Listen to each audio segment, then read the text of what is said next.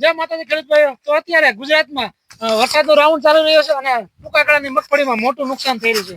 તો સરકારની ખાસ નજર એક તરફ ખેડૂત તરફ પડવી જોઈએ, કારણ કે નુકસાન પણ મોટું થઈ રહ્યું છે. અને રાજુભાઈ, અત્યારે 39 નુકસાન કઈ ને 50% ઉપર થઈ ગયું છે અને આ મગફળીનો ચારો તો હાથમાં આવશે જ નહીં. તો એના ખેડૂત મિત્રો અત્યારે સૌરાષ્ટ્રમાં ખાસ કરી નિલેશભાઈ જે 90 દિવસની મગફળી છે એમાં મોટે પાયે નુકસાન છે ખેડૂત મિત્રો. અને ખાસ આજ મારે વિડિયાના માધ્યમથી જે બધા ખેડૂત મિત્રોને ખાસ મારી નમ્ર અપીલ છે કે આ વિડીયો એટલો શેર કરજો એટલે સરકાર સુધી આપણો અવાજ પોતે આજ એક બે મુદ્દા હું એવા ખેડૂત મિત્રો જયારે આપણે જોયું હોય છે આ મગફળી વિશે તમને કહી દઉં. આ મગફળી આ ખેતરની અંદર નિલેશભાઈ આ સતત ત્રીજું વર્ષ છે આ ખેડૂતને આ જ રીતે નુકસાન ને આમાં 70% નુકસાન થયેલ છે. ને આગળ શું થાય કઈ હગી નહીં.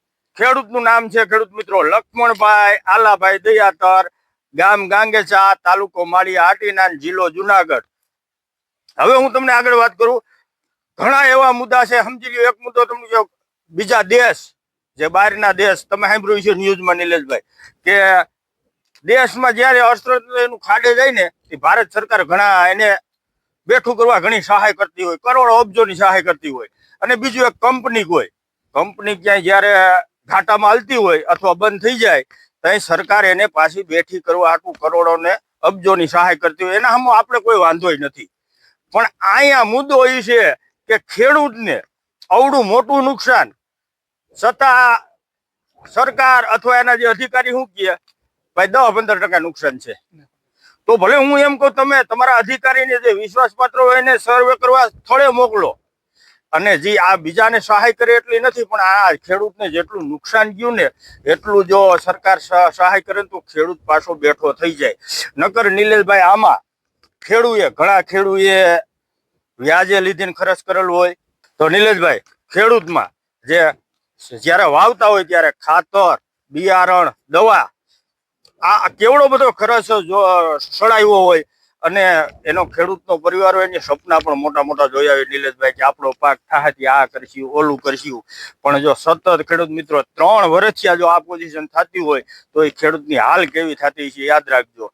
બીજું નિલેશભાઈ કે સરકાર ભાવ નક્કી કરતી હોય, જો કે હજી તો કન્ફર્મ નથી કે 70 મણ લે કે 200 મણ લે, પણ એક વાત પાકી છે કે સરકાર એવું કાંઈ જાહેરાત નથી કરતી. સોશિયલ મીડિયામાં કાલે એક સરકારના અધિકારીએ જાહેરાત કરી કે ભાઈ અમે એવું કોઈ કન્ફર્મ નથી કર્યું કે અમે 70 મણ લેવું કે 200 મણ લેવું. તો ભાઈ જાહેરાત કરજો ને 200 મણ લેવું ગયા વર નગડી વાત જ પૂરી થઈ જાય ને. બીજી વાત કે બધી કંપનીને મોંઘવારી નડતી હોય નિલેશભાઈ. દાખલા તરીકે કાંઈ અગત્યનો દાખલો આપવો છે કાનભાઈ તમે પણ સાંભળજો અને નિલેશભાઈ તમે પણ સાંભળજો. ખાતરની કંપની વાળા હવે ખાતર રોકી દીધું હતું આજથી 3-4 મહિના પહેલા, બધાને ખબર છે બરોબર. શું કામે રોકી દીધું હતું તો કે એની એવું જાહેર કર્યું હતું સરકારને કે બહારના દેશોમાંથી અમારે જે પોટાશ, સલ્ફર પછી ફોસ્ફરસ બધું મોંઘું પડ્યું એટલે મોંઘું પડે છે અમને, એટલે અમારે આ બેગ એટલી વેચવી પોસાતી નથી.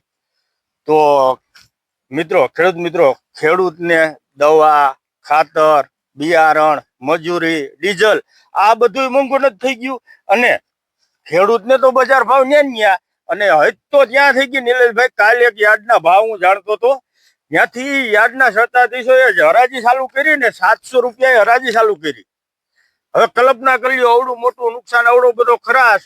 હવે એ ખેડૂતને શક્કર નહીં આવી ગઈ હોય, કારણ કે અહીંયા મગફળી આપણી 1000-1200 ની તો આપણે માંડ બને એ વધે તો, નકર આ રીતે થાય તો 1000-1200 હું આ તો આ 1500 ની ન બને, કારણ કે આમાં 70% તો નુકસાન થઈ ગયું. એટલે ખેડૂત મિત્રો આ વિડીયો હર ખેડૂતને શેર કરજો અને એક આ ખેડૂત તરફથી હું જાગૃતિનું અભિયાન મેં ચાલુ કર્યું છે, એમાં સહકાર આપજો. ખેડૂત મિત્રો અને સરકારને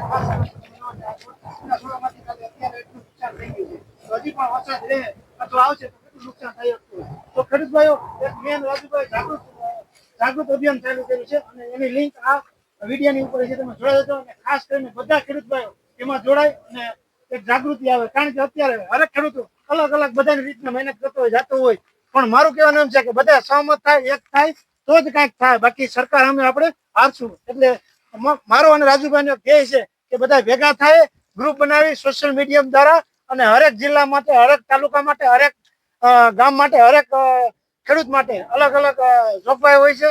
એના તરફથી ખેડૂતને કાંઈક ને કાંઈક સરકાર તરફથી મળવું જોઈએ. અમારો ધ્યેય ઈ જ છે. પણ અમે પણ ખેડૂત છીએ, અમે પણ ખેડૂત પુત્ર છીએ. તો બસ આજની આ ખેડૂતની વેદનાની વાત હતી. તમને કેવી લાગી ખાસ કોમેન્ટ કરી દેજો અને આ વિડીયો શેર કરી દેજો. મળીએ છે પાછા અલગ માહિતીના વિડીયોમાં. અત્યારે બધાને જય માતાજી.